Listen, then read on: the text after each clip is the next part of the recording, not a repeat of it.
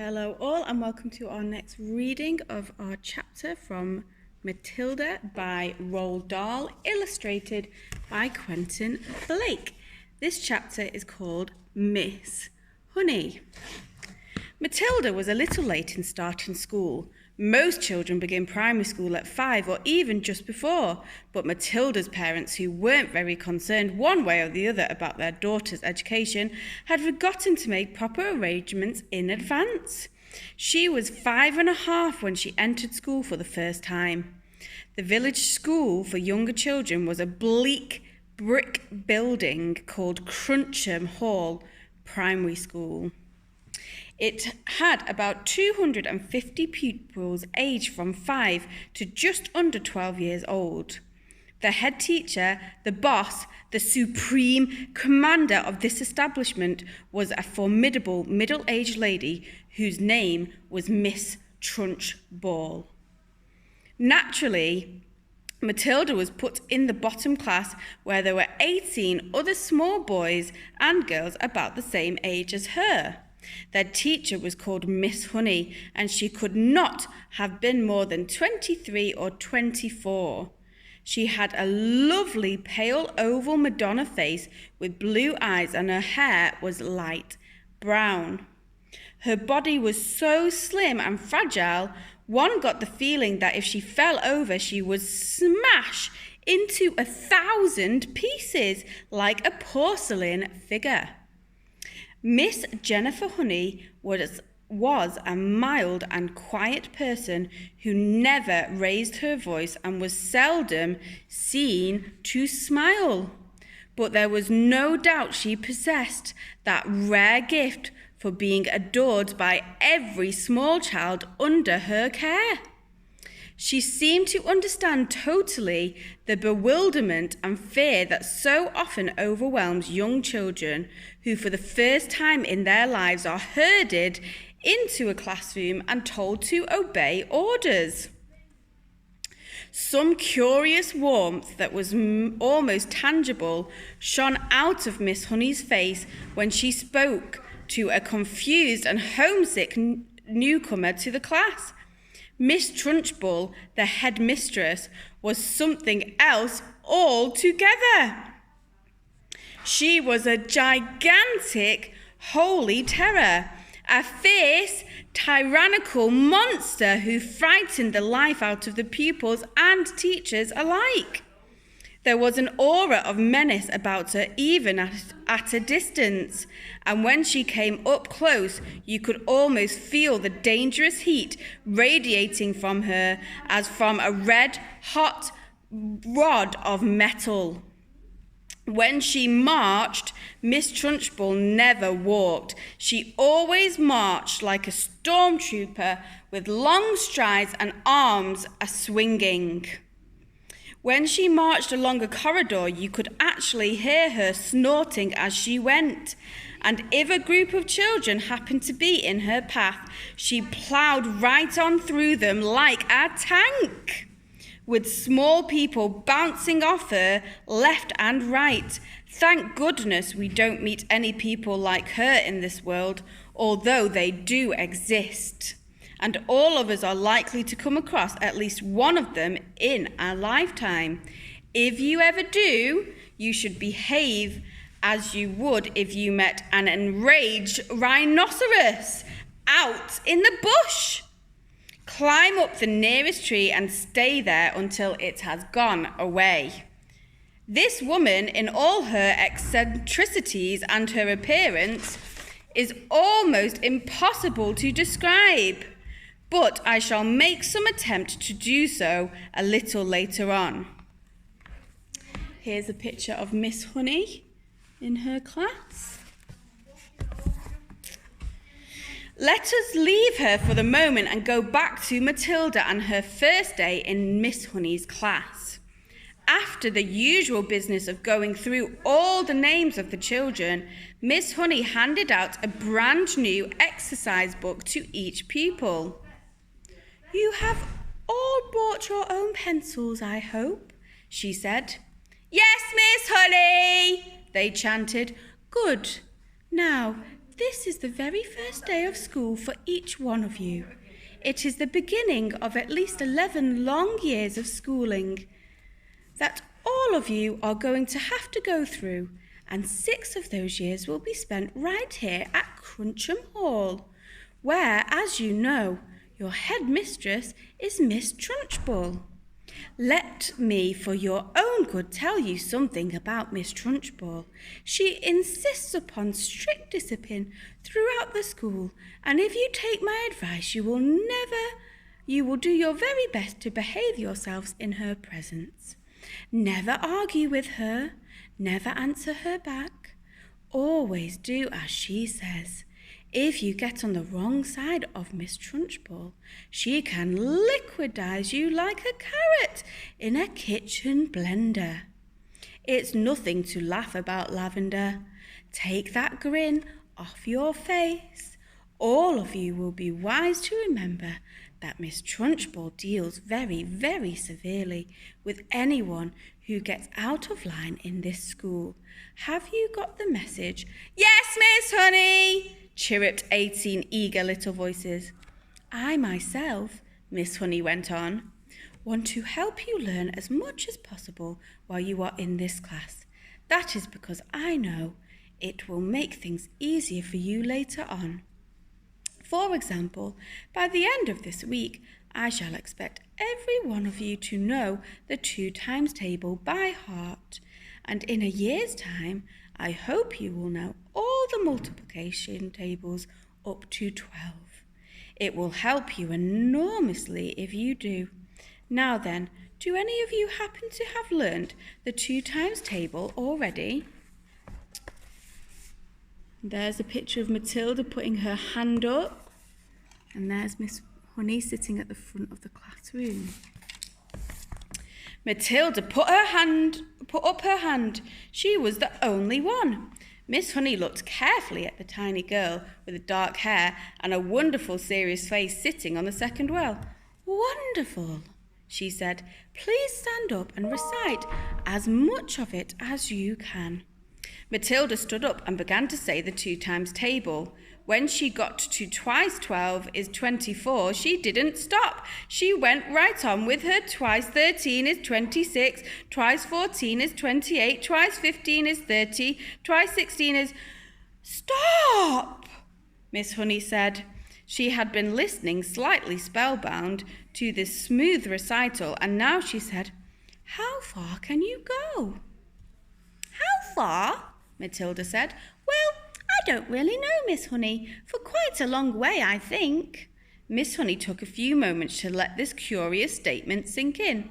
You mean, she said, that you could tell me what 2 times 28 is? Yes, Miss Honey. What is it? 56, Miss Honey. What about something much harder, like 2 times 487? Could you tell me that? I think so, yes, Matilda said. Are you sure? Why, yes, Miss Honey, I'm fairly sure. Here's Matilda sat at her desk again. What is it then? 2 times 487. 974, Matilda said immediately. She spoke quietly and politely and without any sign of showing off. Miss Honey gazed at Matilda with absolute amazement, but when she spoke, she kept her voice level. That is really splendid, she said, but of course, multiplying by 2 is a lot easier than some of the bigger numbers. What about other multiplication tables? Do you know any of those? I think so, Miss Honey. I think I do. Which ones, Matilda? How far have you got? I don't quite know, Matilda said. I don't know what you mean. What I mean is, do you, for instance, know the 3 times tables? Yes, Miss Honey. And 4 times? Yes, Miss Honey. Well, how many do you know, Matilda? Do you know all the way up to the 12 times tables? Yes, Miss Honey. What are 12 sevens? 84, Matilda said. Miss Honey paused and leaned back in her chair. behind the plain table that stood in the middle of the floor in the front of the class. She was considerably shaken by this exchange, but took care not to show it. She had never come across a 5-year-old before, or indeed a 10-year-old who could multiply with such facility. "I hope the rest of you are listening to this," she said to class. "Matilda is a very lucky girl. She has wonderful parents who have taught her to multiply lots of numbers. Was it your mother, Matilda, who taught you?" "No, Miss Honey, it wasn't." "You must have a great father then. He must be a brilliant teacher." "No, Miss Honey," Matilda said quietly. "My father did not teach me." "You mean you taught yourself?" "I don't quite know," Matilda said truthfully. "It's just that I don't find it very difficult to multiply one number by another." Miss Honey took a deep breath and let it out slowly. She looked again at the small girl with the bright eyes standing beside her desk, so sensible and solemn. "You say you don't find it difficult to multiply one number by another?" Miss Honey said. "Could you try to explain that a little bit?" "Oh dear," Matilda said. "I'm not really sure." Miss Honey waited. The class was silent, all listening. "For instance," Miss Honey said, "if I asked you to multiply 14 by 19... No, that's not too difficult. It's 266, Matilda said softly. Miss Honey stared at her. Then she picked up a pencil and quickly worked out the sum on a piece of paper.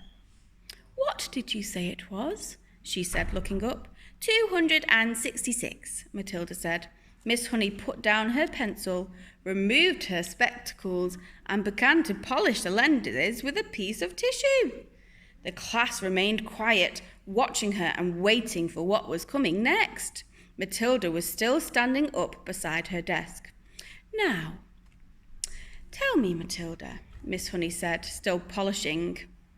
"Try to tell me exactly what goes on inside your head when you get a multiplication like that to do. You obviously have to work it out in some way, but you seem to be able to arrive at the answer almost instantly. Take 1. You've just done 14 multiplied by 19. I simply put the 14 down in my head and multiply it by 19. Matilda said, "I'm afraid I don't know how else to explain it. I've always said to myself that if a little pocket calculator can do it, why shouldn't I?" "Why not indeed?" Miss Honey said. "The human brain is an amazing thing." And there's Miss Honey, sat polishing her glasses at the front of the desk. "I think it's a lot better than a lump of metal," Matilda said. "That's all a calculator is." "How right you are," Miss Honey said. "Pocket calculators are not allowed in this school anyway." Miss Honey was feeling quite quivery. There was no doubt in her mind that she had met a truly extraordinary mathematical brain, and words like child genius and prodigy went flitting through her head. She knew that these sort of wonders do pop up in the world from time to time, but only once or twice in 100 years. After all, Mozart was only 5 when he started composing for the piano, and look what happened to him. "It's not fair," Lavender said. "How can she do it and we can't?" "Don't worry, Lavender. You'll soon catch up," Miss Honey said, lying through her teeth. At this point, Miss Honey could not resist the temptation of exploring still further the mind of this astonishing child. She knew that she ought to be paying some attention to the rest of the class, but she was altogether too excited to let the matter rest. "Well," she said, pretending to address the whole class, "let us leave sums for the moment and see if any of you have begun to learn to spell. Hands up, anyone who can spell cat." 3 hands went up. They belonged to Lavender, a small boy called Nigel, and to Matilda. "Spell cat, Nigel." Nigel spelled it. Miss Honey now decided to ask a question that normally she would not have dreamed of asking the class on its first day. "I wonder," she said, whether any of you three who know how to spell cat have learnt how to read a whole group of words when they are strung together in a sentence. I have, Nigel said. So have I, Lavender said. Miss Honey went to the blackboard and wrote with her white chalk the sentence, I have already begun to learn how to read long sentences. She had purposely made it difficult, and she knew that there were precious few 5-year-olds around who would be able to manage it. Can you tell me what that says, Nigel? She asked. That's too hard, Nigel said. Lavender? The first word is I, Lavender said. Can any of you read the whole sentence? Miss Honey asked, waiting for the yes that she felt certain was going to come from Matilda. Yes, Matilda said. Go ahead, Miss Honey said. Matilda read the sentence without any hesitation at all. That really is very good indeed, Miss Honey said, making the understatement of her life. How much can you read, Matilda? I think I can read most things, Miss Honey, Matilda said, although I'm afraid I can't always understand the meanings. Miss Honey got to her feet and walked smartly out of the room, but she was back in 30 seconds carrying a thick book. She opened it at random and placed it on Matilda's desk. This is a book of humorous poetry, she said. See if you can read that one aloud. Smoothly, without a pause, and at a nice speed, Matilda began to read. An epicure dining at Crewe found a rather large mouse in his stew. Cried the waiter, don't shout and wave it about, and the rest will be wanting one too. Several children saw the funny side of the rhyme and laughed. Miss Honey said, do you know what an epicure is, Matilda? Is it someone who is dainty with his eating? Matilda said. That is correct, Miss Honey said. And do you happen to know what that particular type of poetry is called? There's Matilda reading the poem out loud. It's called a limerick, Matilda said. That's a lovely one. It's so funny. It's a famous one, Miss Honey said, picking up the book and returning to her table in front of the class.